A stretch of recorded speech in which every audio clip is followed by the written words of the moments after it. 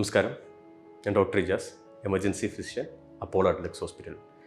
13 September world first aid day ആണ്. So ഏതൊരു പേഷ്യൻറ്റിന് ഫസ്റ്റ് എയ്ഡ് കൊടുക്കുന്നതിന് മുന്നേ നമ്മൾ അറിഞ്ഞിരിക്കേണ്ട കുറച്ച് കാര്യങ്ങൾ ഞാൻ പറയാം. ഏതൊരു മെഡിക്കൽ എമർജൻസി ആയിക്കോട്ടെ, ട്രോമ എമർജൻസി ആയിക്കോട്ടെ, അറിഞ്ഞിരിക്കേണ്ട 5 കാര്യങ്ങൾ. 1, വെരിഫൈ സീൻ സേഫ്റ്റി. അതായത് നിങ്ങൾ ഒരു ട്രോമ കാണാനിടയായി, അല്ലെങ്കിൽ പെട്ടെന്ന് ഒരു പേഷ്യൻറ്റ് അൺകോൺഷ്യസ് ആയിട്ട് വീണു.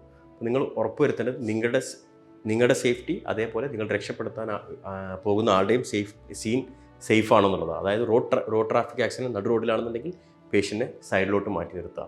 ഡ്രൗണിങ് ആണെന്നുണ്ടെങ്കിൽ വെള്ളത്തിൽ നിന്ന് മാറ്റുക. ഇലക്ട്രിക് ഷോക്ക് ഇഞ്ചുറി ആണെങ്കിൽ ഷോക്കിൻ്റെ സോഴ്സിൽ നിന്ന് മാറ്റുക എന്നുള്ളതാണ്.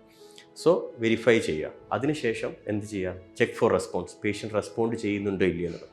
പേഷ്യൻറ്റ് റെസ്പോണ്ട് ചെയ്യുന്നില്ല എന്നുണ്ടെങ്കിൽ അതിനർത്ഥം കുറച്ചുകൂടെ ഗുരുതരാവസ്ഥയാണ്. So next step is call for help. 108 ambulance വിളിക്കുകയോ അല്ലെങ്കിൽ 1066 വിളിക്കുകയോ ചെയ്യുക. Next is look for pulse and respiration. Patient breathe ചെയ്യുന്നുണ്ടോ, അല്ലെങ്കിൽ പേഷ്യൻറ്റ് പൾസ് ഉണ്ടോ. ഇല്ലാന്നുണ്ടെങ്കിൽ മാത്രം CPR സ്റ്റാർട്ട് ചെയ്യുക. ഫോർ എക്സാമ്പിൾ, ഒരു റോഡ് ട്രാഫിക് ആക്സിഡൻറ്റിൽ സിവിയർ ഇഞ്ചുറീസ് ഉള്ള സമയത്ത് പേഷ്യൻ്റ് അൺകോൺഷ്യസ് ആവാൻ സാധ്യതയുണ്ട്. സോ ആ പേഷ്യൻറ്റ് നമ്മൾ എന്ത് ചെയ്യാം? ഈ രീതിയിൽ വേണം അപ്രോച്ച് ചെയ്യേണ്ടത്. പക്ഷേ ചെറിയ ഇഞ്ചുറീസ് ഉണ്ടാവാനും സാധ്യതയുണ്ട്. ഫോർ എക്സാമ്പിൾ, ഫ്രാക്ചേഴ്സ് ആയിരിക്കാം. ഇപ്പോൾ ചെറിയ ഫ്രാക്ചേഴ്സ് ആണ്, കയ്യോ കാലോ ഒടിഞ്ഞിരിക്കുകയാണ്. അപ്പോൾ patient will be in pain.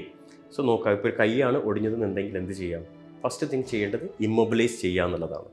അപ്പോൾ ഒരു വടിക്കഷ്ണമോ അല്ലെങ്കിൽ കാർബോണിൻ്റെ പീസോ, ഈവൻ നമ്മുടെ കുടയാണെങ്കിലും കുഴപ്പമില്ല, എന്ത് ചെയ്യുക? തുണി വെച്ച് കെട്ടി അത് ഇമ്മൊബിലൈസ് ചെയ്യുക എന്നുള്ളതാണ്.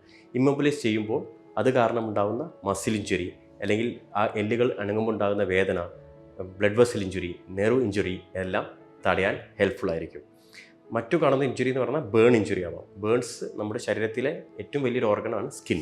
സോ ബേൺസിൻ്റെ വ്യാപ്തി, അതുപോലെ തന്നെ എത്രത്തോളം സ്കിന്നിനെ എഫക്റ്റ് ചെയ്യുന്നതനുസരിച്ചിട്ടാണ് അതിൻ്റെ ട്രീറ്റ്മെൻറ്റ്. പക്ഷേ ആസ് ഒരു ഫസ്റ്റ് എയ്ഡ് എന്നുള്ള രീതിയിൽ നമുക്ക് എന്താണ് ചെയ്യാനുള്ളത്? നമുക്ക് അത് ഫ്രഷായ വെള്ളത്തിൽ ക്ലീൻ ചെയ്യുക, പിന്നീട് ഒരു തുണി വെച്ച് കെട്ടുക എന്നുള്ളത് മാത്രമാണ് ചെയ്യേണ്ടത്. Avoid applying oil, butter, honey ഇങ്ങനത്തെ കാര്യങ്ങൾ അപ്ലൈ ചെയ്യുന്നത് അവോയ്ഡ് ചെയ്യുക. അതുകൊണ്ട് തന്നെ നമുക്ക് ഇൻഫെക്ഷനുള്ള സാധ്യത കുറയും. അതുപോലെ സ്കിന്ന് റീഗ്രോത്ത് ചെയ്യാനുള്ള ചാൻസസ് കൂടുകയാണ് ചെയ്യുക ഇങ്ങനത്തെ കാര്യങ്ങൾ അപ്ലൈ ചെയ്യാതിരുന്നാൽ. മറ്റൊരു ഇഞ്ചുറി ബ്ലീഡിങ് ആയിരിക്കാം. അപ്പം ആക്റ്റീവ് ബ്ലീഡിങ് ഉണ്ടെങ്കിൽ കൈകൊണ്ട് എന്ത് ചെയ്യാം?